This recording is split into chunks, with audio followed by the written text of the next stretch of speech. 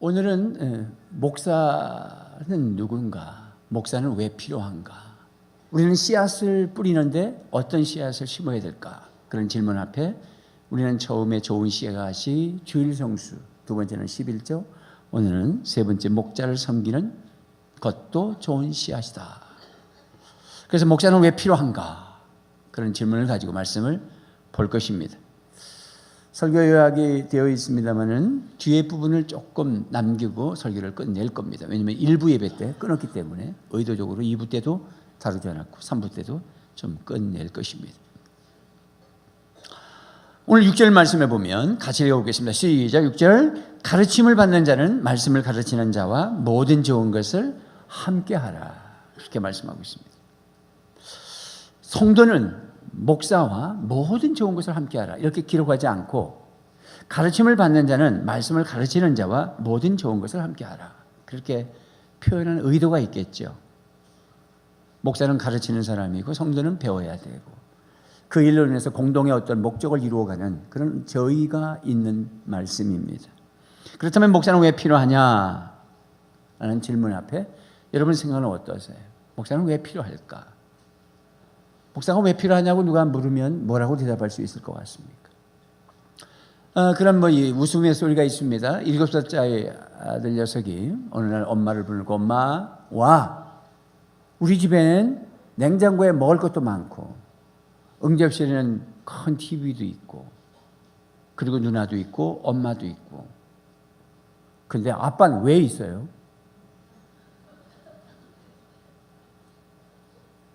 이 아이의 질문은 뭐예요? 아빠는 힘들게 하고 잔소리하고 공부하라고 막 소리 지르고, 이 귀찮은 아빠는 왜 있어요? 지가 왜 존재하는지, 지가 어떻게 이런 유복한 가정에서 살고 있는지를 모르는 거죠. 그냥 아이지요. 우리 교회가 한 1,500명 정도 되고 애들하고 그래도 한 1,700, 2,000명 가까이 되고 시설도 이만하면 괜찮고 재정도 빵빵하고, 그런데 목사님은 왜 계실까? 왜 부역자들은 이렇게 많아가지고 계속, 요즘은 세상도 우리를 근로자로 보고 종교인 세를 걷어내려고 혈안이 되어 있는데 인건비 타령하는 그런 시선으로 본다면 그런 질문과 똑같을 거예요. 아빠는 왜 있어? 왜 있을까요? 에베소 4장 11절 12절 말씀을 보겠습니다. 시작. 그분이 어떤 사람은 사도로, 어떤 사람은 예언자로, 어떤 사람은 복음 전도자로, 어떤 사람은 목사와 교사로 삼으셨습니다. 그것은 성도들을 준비시켜서 봉사의 일을 하게 하고 그리스도의 몸을 세우게 하려고 하는 것입니다. 우리 예수님께서 목적을 가지고 목사와 교사를 세워주셨다고 말씀하고 있습니다. 여기 사도, 예언자, 복음 전하는 자, 목사, 교사는 동일한 공통점이 말씀 사역자입니다. 즉 오늘 6절 말씀에 가르침을 받는 자는 말씀을 가르치는 자와 모든 좋은 것을 함께 하라고 했던 그 말씀을 가르치는 자에 해당되는 분들이죠. 의도적으로 하나님께서 삼아주셨습니다. 세워주셨습니다. 왜 세웠습니까?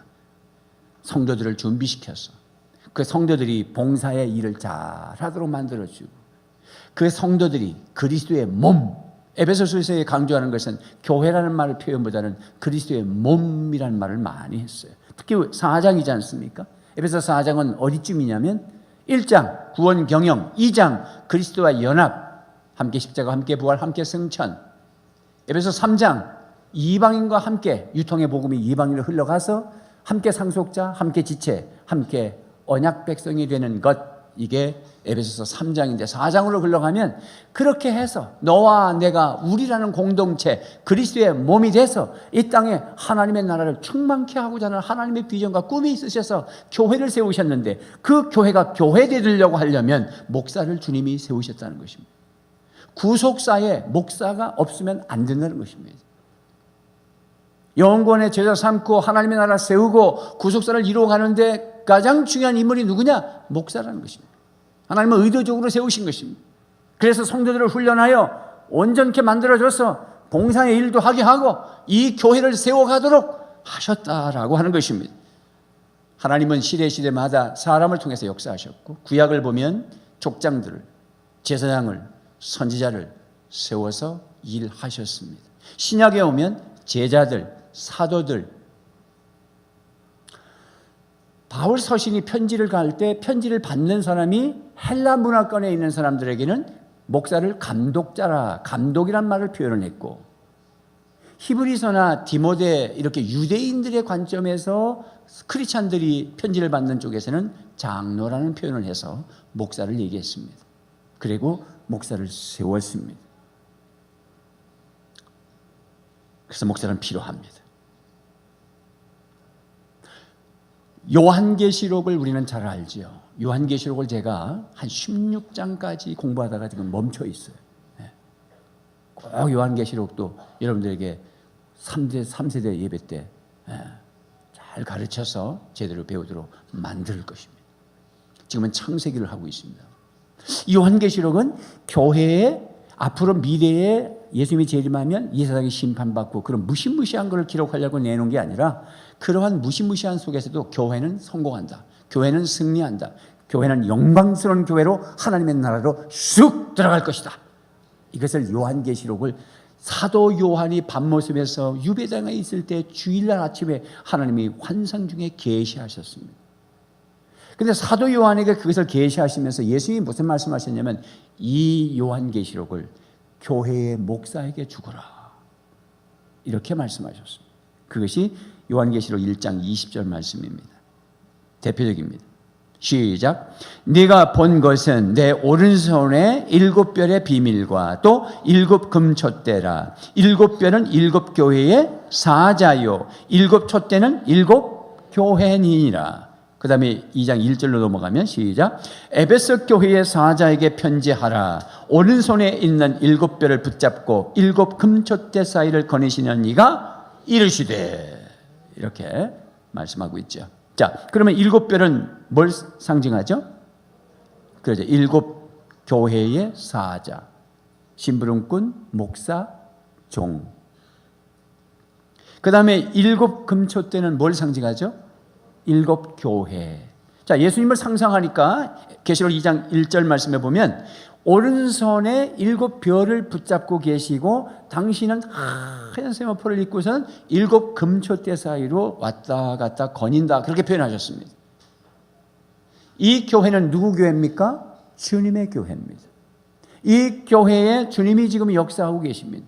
그런데 당신의 손 오른쪽에는 뭘 들고 계십니까? 7 교회의 별을 들고 있는데, 이것은 7 교회, 그 당시에 편지를 받는 소아시아 7 교회의 목사들이라는 상징성을 가지고 별을 들고 계십니다. 하나님의 종은 하나님의 손에 붙들려서 쓰임받는 것입니다. 믿습니까? 주님의 손에, 오른손에, 권위 있는 손에, 능력 있는 손에 붙들려 있는 분이 목사입니다. 목사는 왜 지금 주님의 손에 붙들려 있냐면, 이 그리스도를 증거하도록, 이 그리스도의 말씀을 교회 사이에 증거하도록. 그래서 목사는 왜 필요하는 질문에, 하나님은 구속사를 이루기 위해서, 교회를 교회되게 하기 위해서, 마지막에 이 세상이 심판받고 하나님의 영광스러운 나라로 들어갈 때까지, 끝까지 시대마다 하나님의 종들을 세워서 교회를 세워가기 위해서 주님이 오른손에 목사들을 붙잡고 사용할 것이기 때문입니다. 그러므로 이 목사님은 어마어마하게 중요한 분들입니다. 여러분들이 어떻게 생각하느냐가 굉장히 중요해요. 왜냐하면 목사를 통해서 은혜를 받는 것이고, 목사를 통해서 설교를 받는 것이고, 목사를 통해서 여러분들이 주님을 가까이 가게 될 것입니다. 그래서 평생에 목사하고 걸림돌이 되지 마십시오. 그러지 않으려고 노력하셔야 됩니다. 잘 소화하셔야 됩니다. 그래야 평생 복을 받습니다. 구속사를 이루는데 목사는 절대적입니다. 그렇기 때문에 마귀는 이 목사를 어떻게 하면 넘어뜨릴까? 그래서 목사에 대한 도전이 많습니다. 시험거리도 많습니다. 여러분, 영적 전쟁터에 우리는 있습니다. 그래서 에베소서는 6장은 하나님의 전신갑주, 하나님의 군사로서의 교회, 이게 에베소 6장 마지막 장이죠. 우리의 싸움은 사람과 싸우는 것이 아니라 그 뒤에 있는 악한 영과의 싸움이라고 에베소서에서 바울은 도전하지 않습니까? 그래서 바울이 자기를 위해서 기도해달라고 끝납니다. 예수님도 베드로에게 이런 말씀을 하셨습니다. 베드로가 앞으로 사도가 될 것이고 수제자가 될 것이고 세계교회의 영향력을 미칠 목자가 될 것이기 때문에 예수님께서는 베드로에게 이렇게 도전하셨습니다.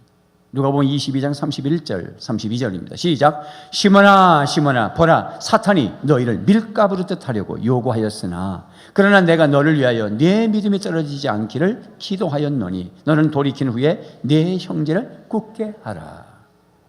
늘 돌이킨 후에 늘 회개하고 늘 마음을 새롭게 해서 네 형제란 교회를 세워가라. 그런데 시몬아 시몬아 보라 주위에서 봐야 돼. 마귀가 너를 밀가부르듯 하려고 덤벼들고 있어. 이런 밀가부르듯 하는 게 뭔지 아세요? 우리 젊은 오평원 우리 젊은이들은 그런 거 잘 못 봤을 건데 이 시골에서 농사지면 여기 밀가부르니까 밀로 보리 추수, 쌀 추수 하면 탈곡기에다가 이제 이렇게 털어내죠. 지금은 다 기계로 다 하고 아예 뭐 논에서 아예 트랙터가 싹 피면서 그 다음에 싹 벽까지 털어서 뒤에 이렇게 가마니가 있어서 걸려 들어가고 집무슨 집무대로 오른쪽으로 툭툭툭 떨어지는 그런 시대에 살고 있습니다. 근데 과거에는 낫으로 다 베어서 그것을 묶어서 어느 정도 말린 다음에 그 다음에 마당에 가져와서 탈곡기 밑으로 배롱 그때가 제가 초등학교 1학년, 2학년, 3학년, 4학년 때입니다. 그래서 초등학교 6학년 때도 본 게 얼마나 많이 봤는지 몰라요. 30대까지 뭘 경험한 것처럼 보았어요. 그럼 털어내면 그거 풀하고 여러 가지 잡동사니가 다 섞여 있어서 알이 떨어지잖아요. 그거 나중에 방앗간에서 찌려면 돌이 없으려면 다 걸러내야 되거든. 그래서 키에다가 하나씩 놓고 뒤에서 바람기비를 돌리죠. 바람을 두고 그러면 쓱쓱쓱 하면 날 거는 다 그냥 날라 떨어지고 알곡물 밑에 떨어지겠죠. 마지막 그것도 또 다시 키에다가 두어서 이 키를 까부르죠. 이렇게 해야 되는 거 몰라요? 이렇게 하면 마지막 이렇게 할 때는 껍데기가 날아가고 이렇게 할 때는 알곡이 앞으로 오죠. 마귀가 목살을 키 위에다 얹어놓고 까분다는 거예요. 여기 안 올라가야 되는 거예요. 예수님이 말씀하셨어. 베드로야, 마귀가 너를 키질을 하려고 까불려고 너를 지금 덤벼들고 있어. 그래서 내가 너를 위해서 기도할 거야. 너는 늘 돌이킨 후에 교회를 세우라. 이 말씀하시고 나서 금방 베드로가 예수님을 3번이나 저주하면서 부정했어요. 우리는 연약해요. 여러분들이 남편을 사랑하십시오. 왜 갑자기 남편 얘기하는 줄 아세요? 남편이 적입니까? 아군입니까? 아군이에요. 어리석게도 남편하고 싸우지 마세요. 여러분의 아내를 사랑하십시오. 아내가 적입니까? 아군입니까? 남편들은 적인가 보네. 말을 안 하네. 늘 적과의 동침을 하십니까? 어리석게도 우리는 아군과 싸워요. 그게 변질된 나예요. 여러분들이 지금 자기가 자기라고 생각하지만 심리적으로 성경적으로 잣대를 대고 들여다보면 당신은 당신의 정체성을 잃어버리고 자기가 아닌 생각이 자기인 줄 알고 착각하고 살고 트라우마, 사연, 모든 잡동사니 같은 과거에 덕지 끼어있는 심리적 상태가 자신인 줄 알고 살아요. 여러분이 깨끗하고 투명하게 나를 발견하려면 끊임없이 자기를 부정하고 출애굽하고 애굽에서 가졌던 세상에서 가졌던 모든 죄악 덩어리를 덕기를 다 뜯어내고 주의 말씀으로 고스란히 담을 때 예수 그리스도로 고스란히 담을 때 이제야 비로소 영생을 누리고 살고 가나안을 살 수 있음을 믿으시기를 바랍니다. 그래서 말씀을 받는 것입니다. 목사를 적으로 보는 사람들이 있어요. 우리 교회에 있다는 게 아니에요. 한국교회. 이 설교는 인터넷과 모든 유튜브를 통해서 동시에 지금 듣고 있습니다. 세상은 지금 적과 아군을 잘 분별하지 못하는 세상입니다. 아버지를 적으로 보는 자식들이 있고요. 부모를. 형제지간에 적으로 싸우고 있고요. 아내가 남편을 독살시키고 죽이는 경우도 있고요. 이게 세상입니다. 세상엔 질서가 무너지고 있고요. 권위가 다 땅에 떨어지는 세상에 살고 있습니다. 인권이 우상이 되어 있는 나라. 내 육신의 소욕대로 사는 것이 그것이 인간다움인 줄 주장하고 있습니다. 애들이라도 남자가 성으로 끌리면 동성애해. 여자가 여자를 끌리면 그렇게 해. 네 인권이니까. 이게 인권 조례 안에 은근히 들어가려고 하기 때문에 한국교회가 반대하는 것입니다. 이렇게 더러운 세상에 내가 아닌 이상한 동물 같은 나로 살고 있는 현장에, 그 현장에 이 영향력이 교회 안에 고도히 들어오면 목사를 목사로 보는 것이 아니라 갑질로 보고 사장으로 보고 나를 힘들게 하는 존재로 보고 내 헌금이 과소비 되는 존재로 보는, 이것이 한국교회의 악영향입니다. 그럼에도 우리는 정신 차리고 목사는 목사로 보호하고 나무를 나무로 보고 호랑이를 호랑이로 봐야지 호랑이를 고양이로 보셔서는 안 되는 거죠. 우리는 똑바로 배워야 하는 것입니다. 마귀가 끊임없이 목사를 죽여야만이 교회를 우화해시키고, 그래서 마귀는 밀가부로 타려고 덤벼드는데 거기에 도구로 사용되지 않도록 주의하셔야 합니다. 아멘입니까? 목사를 어떻게 섬길 수 있냐 그러면 첫째는 기도로 도우십시오. 교회가 복음을 전하다가 옥에 갇혀있는 베드로를 향해서 무엇을 했습니까?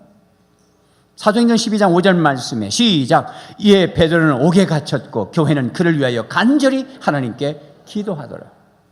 목사와 교회의 관계는 뭐죠? 목사가 어려움 당했을 때 기도하는 것입니다. 당연한 것입니다. 베드로는 옥에 갇혔습니다. 그 앞에 야고보는 이미 순교했습니다. 마귀가 아주 이제 제대로 된다고 생각하고 또 베드로를 잡아간 것입니다. 이때 교회는 그를 위해서 기도했습니다. 그래서 옥문이 열리고 다시 자유의 몸이 됐습니다. 여러분, 기도는 주문이 아니라 하나님과 소통하는 것이고 하나님의 뜻을 묻는 것이고 하나님의 역사를 기다리는 것입니다. 끊임없이 목사를 위해서 기도하시기를 바랍니다. 우리 부교육자들을 위해서도 기도하시기를 바랍니다. 바울 사도는 자신을 위해서 기도해달라고 여러 곳에 말씀하고 있습니다만 고린도후서 1장 11절 말씀에도 이렇게 말씀하고 있습니다. 시작. 너희도 우리를 위하여 간구함으로 도우라. 이는 우리가 많은 사람의 기도로 얻은 은사로 말미암아 많은 사람이 우리를 위하여 감사하게 하려 함이라. 아멘. 바울 사도 일행, 전도자의 일행을 다 같이 공동체로 우리라고 표현하면서 우리를 위해서 간구함으로 도와달라. 왜냐하면 우리가 많은 사람의 기도로, 이 말은 저 바깥에 불신자 많은 사람들이 기도하는 게 아니라 여기 많은 사람은 교회의 많은 성도들이 사도를 위해서 목사를 위해서 기도하면 그래서 얻은 은사대로 사람을 세울 것이고 그 사람들이 감사하게 될 것이다. 여러분, 정말 기도하셔야 됩니다. 목사를 사랑하고 존경할 수 있는 방법은 1차적으로 목사님을 위해서 기도하면 사랑이 갑니다. 기도한다는 것은 마음이 간다는 뜻입니다. 그래서 기도하시면 목사로부터 오는 은혜가 있습니다. 하나님이 일부러 세우신 구속사의 중심 인물로 세운 거기서부터 오는 축복이 있습니다. 그것을 받으시기를 바랍니다. 두 번째는 어떻게 돕냐? 물질로 도우십시오.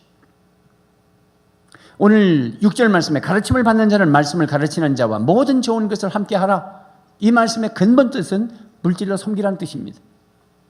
여러분들이 좋은 성경, 조금 더 두꺼운 성경, 좀 해석이 달려있는 성경을 가지신 분들은 그 어떻게 해석했는지 잠깐 보면 물질로 섬기라고 되어 있을 것입니다. 제가 확대 적용해서 기도로 또 다른 말로 계속 하고 있습니다만 중심 의도는 물질로 섬기라고 그랬습니다. 예수님께서 제자들을 뽑아놓고 마태복음 10장 1절 말씀에 사도들, 앞으로 말씀 전하는 복음 전자들을 세워놓으시고 마태복음 10장 10절 말씀에 이렇게 말씀하셨어요. 시작. 여행을 위하여 배낭이나 두 벌 옷이나 신이나 지팡이를 가지지 말라. 이는 일꾼이 자기의 먹을 것을 받는 것이 마땅함이라. 아멘. 이 말씀의 중심 의도가 뭡니까? 선교 여행을 다닐 때, 복음 전도할 때 목사는 가난해야 된다. 차도 가지고 다니지 말고 배낭도 가지지 말고 옷도 많이 갖고 다니지 말고 신발 이런 거 그냥 하나만 가지고 털털 대고 다녀야 돼. 그런 중심입니까? 아니면 현장에서 다 공급해 줄 테니까 간단히 챙겨나가라, 그런 말입니까? 네, 현장에서 챙겨주신다. 그래서 그 이후의 말씀들을 보면 그 집에 가면 평안을 빌라, 그리고 그 집에 유해라. 얼마까지 유해라? 제가 이런 생각을 말씀 준비하면서 이렇게 한번 해볼까? 여러분의 의도를 정말 한번, 목사를 잘 섬기는 하나님의 백성들이 이제 한번 테스트 한번 해볼까?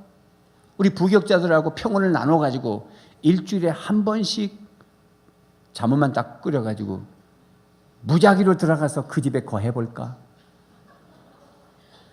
아마 하루도 못 돼서 눈에 총을 쏘고 쫓겨나게 될지도 모르죠. 그래도 우리 성도님들은 그나마 한 3일은 견딜란지 모르겠습니다. 4일째는 아예 비밀번호를 바꿔놓을지도 몰라요.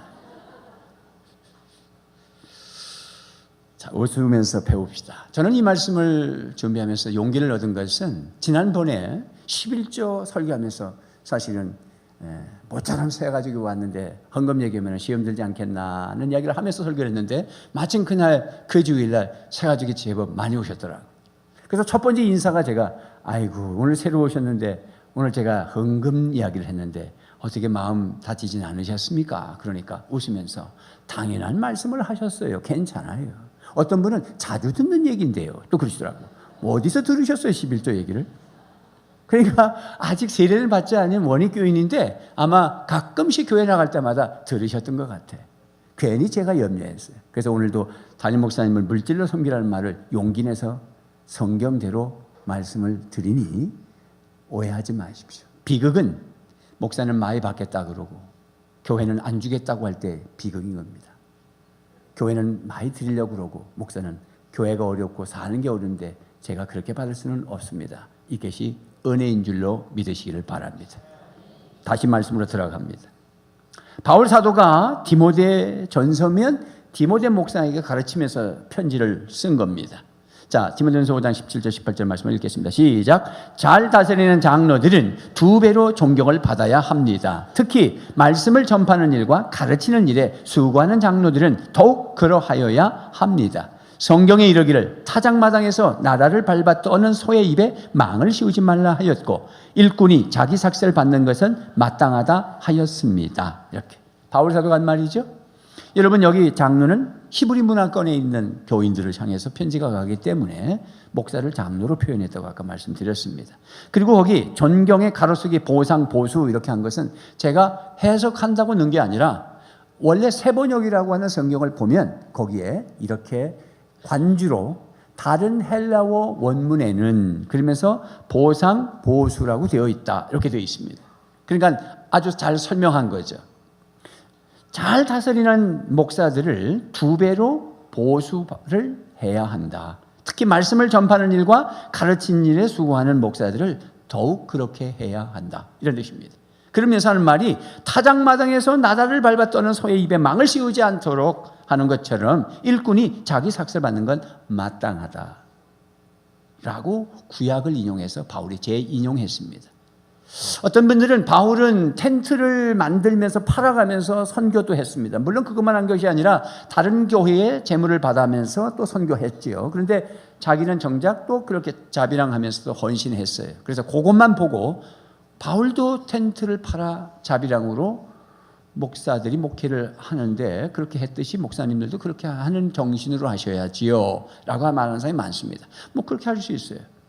지금은 또 시대가 또 좀 달라요. 그래서 목사는 그저 목회에 전념하고 그 목사의 사례를 교회가 책임져서 오직 복음 전하는 것, 말씀과 기도에 전무하도록 해드려야 된다는 원칙이 조금씩 깨지고 있는 이유는 뭐냐면 교회 숫자는 우리 한국에 한 4만 5천 개가 있습니다.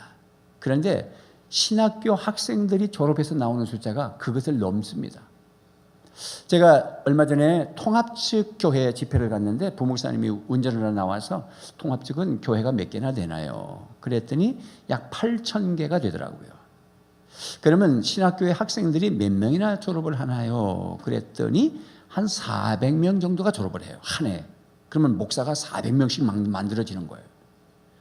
그러면 지금 이미 8천 교회는 목사, 부목사들이 꽉 차 있습니다. 근데 매해 400명씩 목사가 만들어지고 있는 거죠. 그럼 어떤 문제가 생기냐면 갈 데가 없는 거예요.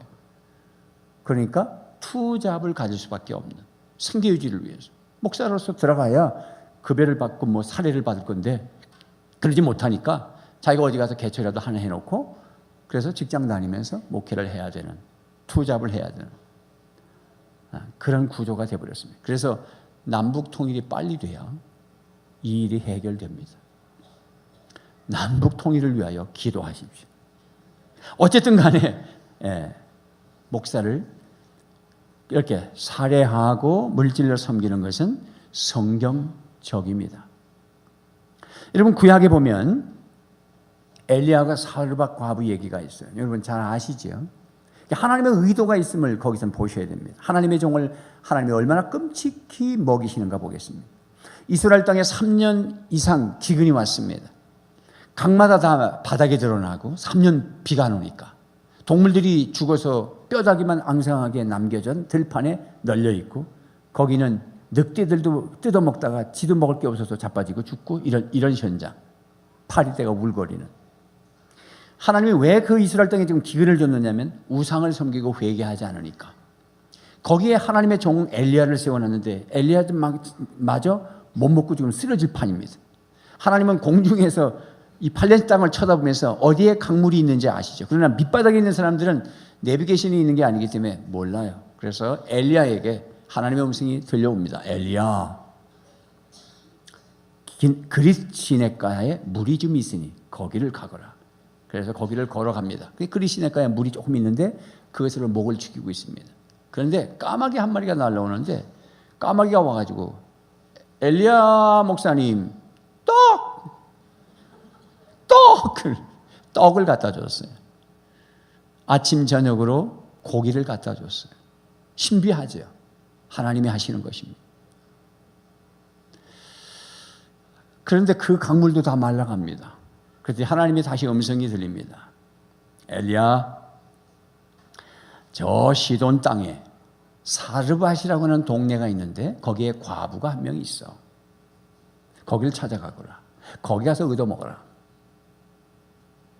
우리가 그 말씀 알지만 이 과부는 가난뱅이 과부예요. 이 과부는 먹다 다 말라빠들어 가지고 밀가루 한 움큼 기름 쬐게 남은 거 가지고 뭉쳐서 불을 비춰가지고 떡해서 아들과 먹고 죽으려고 하는 과부였어요. 우리가 뒤를 미리 보면. 그러나 엘리야는 그걸 몰라요. 그래서 시돈 땅에 사르밧 과부를 찾아갑니다. 사브랏이라는 그런 동네에 가니까 성이 하나 있는데 그 바깥에 웬 과부가 나무를 줍고 있는 겁니다. 이건 누군지 몰라요. 아직은. 이분인지 저분인지. 그래서 자매님, 지금 들어가서 물 한 그릇 좀 가져오시오. 테스트한 거예요. 왜 하나님은 부잣집 장로집에 목사를 보내서 얻어먹으라고 안 하고 지금 국가로부터 지원도 안 나오고 아이하고 지금 아이 하나가 좀 다 죽어가고 뭐 이상하게 걸려가지고 아무 도움도 안 받는 그 집에 왜 가라 그랬을까? 근데 이 엘리야가 물을 좀 가져오시오. 그 나뭇가지를 가지고 들어가는 그 뒷꼭지에 대고 물을 가져오시오. 그랬더니 딱 쳐다보면서 하는 말이 나 지금 우리 아이하고 요거 가지고 밀가루 조금 기름 조금 가지고 떡 만들어서 먹고 죽으려고 합니다. 그랬더니 두려워하지 말고 그러면 떡도 만들어 오너라. 그리고 나서 네가 알아서 해라. 여러분 같으면 어떻게 반응하겠어요? 우리 성도님들은 또 믿음이 좋아서 할렐루야 목사님 그랬을 거예요. 그런데 다른 사람은 미쳤나? 저 영감탱이가 누구야? 그동안 한이 맺힌 거 다 쏟아버릴 거예요. 벼룩에 간을 빼놓지! 그렇게 어려운 집안에 먹으려고. 우리 다 어려운데 그렇게 먹으려고. 왜 하나님이 그러셨을까? 근데 여인은 그렇게 하지 않고 들어가서 정말 떡을 만들어서 이거 먹고 죽으려는 떡을 엘리야에게 가져왔어. 그리고 먹었어. 그랬더니 그 기근이 다 할 때까지 그 집에 밀가루와 기름병이 마르지 않았더라. 왜 주님이 그렇게 말씀하셨을까?